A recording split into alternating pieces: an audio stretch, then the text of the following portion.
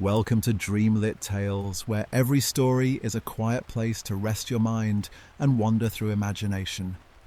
If you enjoy peaceful stories and calm narration, please like this video and subscribe to join our cozy corner of dreamers. Now get comfortable, close your eyes, and let's begin tonight's story. Foundling-Bird. There was once a forester who spent his days tending the deep green woods that surrounded his little home. One morning, while out hunting, he heard a faint, desperate cry echoing through the trees, a sound like a frightened child. He followed the voice, weaving through branches and underbrush until he came to a tall oak tree. High in its branches sat a small boy, clinging to the trunk and crying. The forester looked up in disbelief. How could a child have gotten all the way up there? Then he noticed the flutter of feathers overhead. A large bird, perhaps an eagle, circled once and vanished into the sky.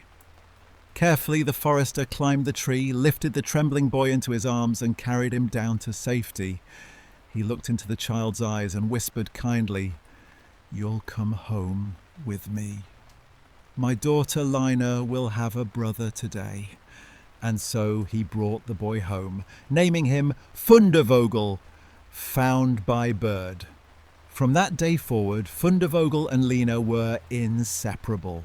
They played among the pines, gathered berries by the stream, and whispered secrets under the stars. When one laughed, the other laughed. When one cried, the other's heart broke. But not everyone in the house was kind. The forester's old cook, a woman named Sanna, had grown bitter and cruel with age. One evening, Lina saw her going back and forth to the spring, carrying bucket after bucket of water. Curious, Lina asked, "Why are you fetching so much water, old Sanna?" The cook paused, her wrinkled face twisting into a sly grin. "If you promise never to tell a soul," she said, "I'll tell you why." Lina nodded. Sanna leaned close. "Tomorrow morning when your father goes hunting, I'll boil this water, and I'll throw Fundevogel into it." Lina's eyes went wide, but she said nothing. When morning came and the forester left for the forest, she ran to Fundevogel's room and shook him awake. "Fundevogel," she whispered, "if you'll never leave me, I'll never leave you." "Never," he said. "Then listen," Lina continued. "Old Sanna means to harm you. We have to leave now." The two children dressed quickly, slipped out the door and ran into the forest as the first light of dawn touched the trees. When the water in the pot began to boil, the cook stormed into their room to fetch the boy. But the beds were empty. "Gone!" she shrieked. "They've run away!" She sent 3 servants after them, shouting, "Find them! Bring them back, or it's your heads instead of theirs." The children were resting near the forest's edge when they saw the servants in the distance. Lina gripped Fundevogel's hand. "Never leave me, and I'll never leave you." "Never," he said again. "Then become a rose tree, and I'll be the rose upon it." When the servants reached the spot, they found only a single rosebush swaying gently in the breeze. They returned empty-handed. The cook scolded them furiously. "You fools! You should have cut the bush and brought the rose home. Go back!" So they went again. But when the children saw them returning, Lina whispered, "Never leave me, and I'll never leave you." "Never. Then become a church, and I'll be the chandelier inside." When the servants arrived, they saw nothing but a quiet chapel, sunlight streaming through its windows, and a shining chandelier above the altar. Confused and frightened, they turned back once more. The cook stamped her feet and growled, "Useless lot! I'll go myself."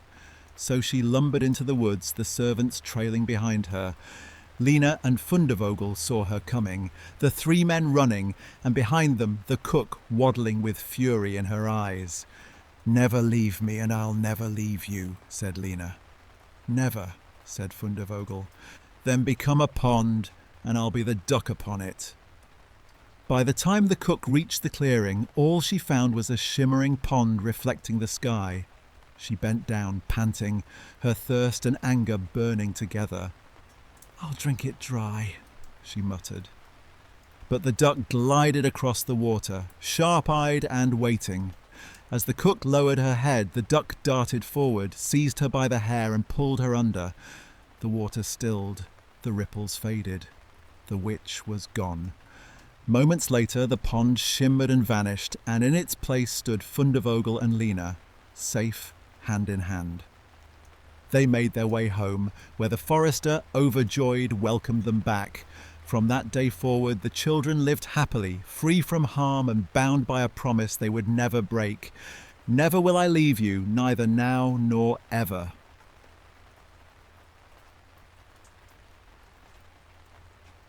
Thank you for listening to tonight's story here on Dreamlit Tales. If you enjoyed this story, please like the video, subscribe for more bedtime tales, and share your thoughts in the comments. I'd love to hear what kind of stories help you relax most. Until next time, rest easy, dream deeply, and let your imagination carry you somewhere beautiful.